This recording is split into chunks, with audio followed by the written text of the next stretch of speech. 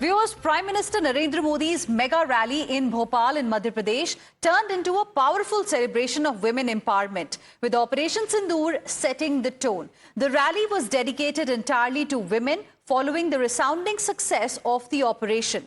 Over 2 lakh women attended the rally, giving the Prime Minister a grand welcome. The atmosphere was electric. Women were seen in traditional yellow and vermilion-coloured saris, and that dominated the event, with more than 600 women on and around the stage, proudly representing the strength as well as unity. Prime Minister Modi delivered a thunderous address from Bhopal, paying a powerful tribute to Sindoor and the spirit of Nari Shakti. He hailed Operation Sindoor as a symbol of strength and India's most decisive anti-terror mission till date. Targeting the Pahalgam terrorists, Prime Minister Modi declared that their attack wasn't just on civilians. It was an assault on Indian women, its culture and its spirit. Not just that, he asserted that India responded with unmatched force, reducing terror launch pads to dust, just as he had promised. Reiterating his strong stance, Prime Minister Modi warned Pakistan as well. Goli ka jawab, gole se milega. He said Operation Sindoor showcased to the entire world what the power of Sindoor truly stands for. Courage, culture, and a resolute India that will never back down. Listen in. और यही सिंदूर अब भारत के शौर्य का प्रतीक बना है। साथियों, पहलगाम में आतंकियों ने सिर्फ भारतीयों का खून ही नहीं बहाया, उन्होंने हमारी संस्कृति पर भी प्रहार किया है। उन्होंने हमारे समाज को बांटने की कोशिश की है। ऑपरेशन सिंदूर आतंकवादियों के खिलाफ भारत के इतिहास का सबसे बड़ा और सफल ऑपरेशन है।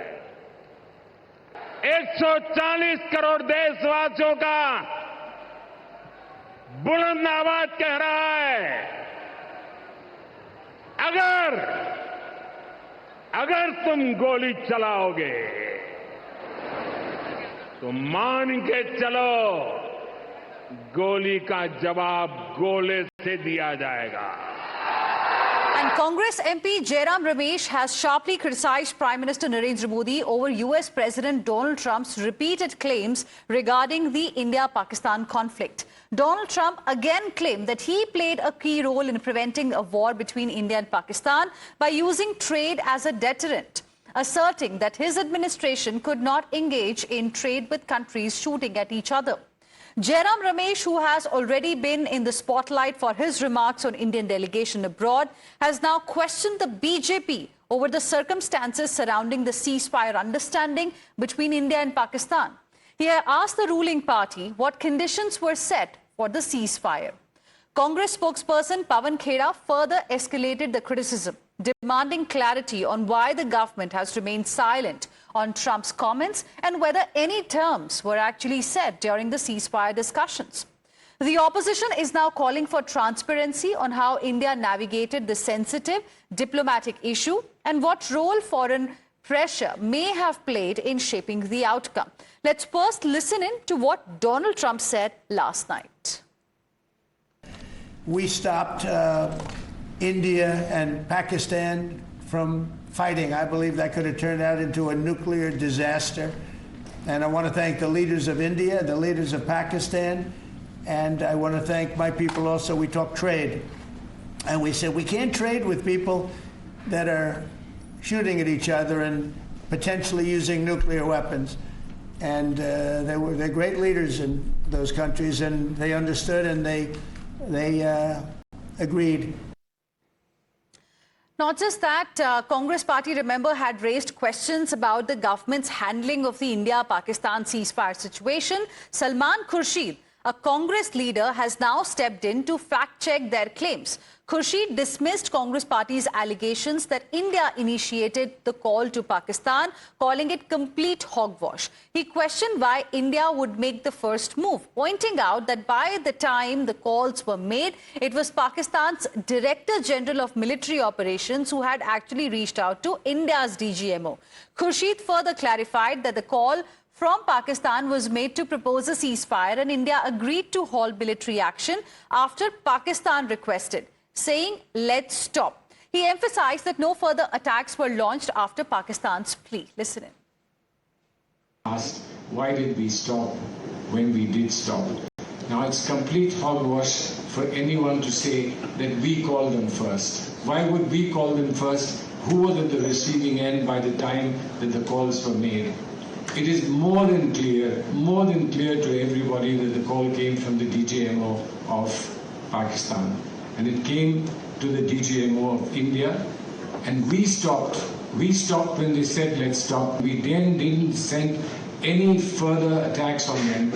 The shelling across the border and across the line of control continued.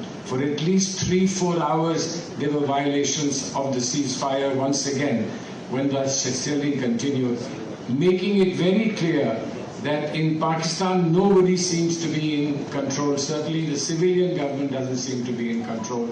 And there are factions within the army, each vying with each other to become all-powerful. But nevertheless, we showed restraint and we showed patience. देखिए, अब ridiculous Rahul को मुंह खोलना चाहिए. ये जो ridiculous Rahul है, जिनकी पोजीशन है एलओपी की, लीडर ऑफ ऑपोजिशन, और वो काम करते हैं लीडर ऑफ पाकिस्तानी प्रोपेगेंडा का. अब सलमान खुर्शीद साहब ने भी कहा है, 2 बिंदु उन्होंने कहा. एक तो कहा कि कोई मीडिएशन नहीं हुआ, कोई थर्ड पार्टी या थर्ड कंट्री का कोई इंटरवेंशन नहीं था, और आज उन्होंने कहा है कि किस प्रकार से कोई कॉल हमारी तरफ से नहीं गया है. पाकिस्तान के डीजीएमओ ने भीख मांगी, गिड़गिड़ाते हुए उन्होंने कॉल किया. तो ये दोनों तथ्य जो उन्होंने सामने लाए हैं, तो एक बात स्पष्ट है कि ये आरआर रिडिकुलस राहुल जो जयराम रमेश और पवन खेड़ा के एडवाइस पे चलते हैं, उनको कम से कम अब सलमान खुर्शीद की एडवाइस लेनी चाहिए. Well, Salman Khurshid has narrated the real story of the ceasefire happened between India and Pakistan. And it is apparent that whenever any delegation goes outside the country, so naturally you have to protect the dignity and honor of the country. This is exactly what Salman Khurshid, Shashi Tharoor, Owaisi and other leaders are doing. See what happened, it is his personal view.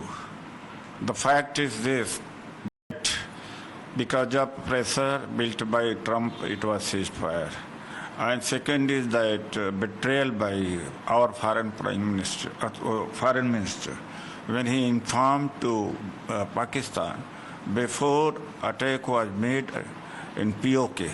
So what has happened as a result? A lot of losses have happened, which government is not revealing now, but the things are coming.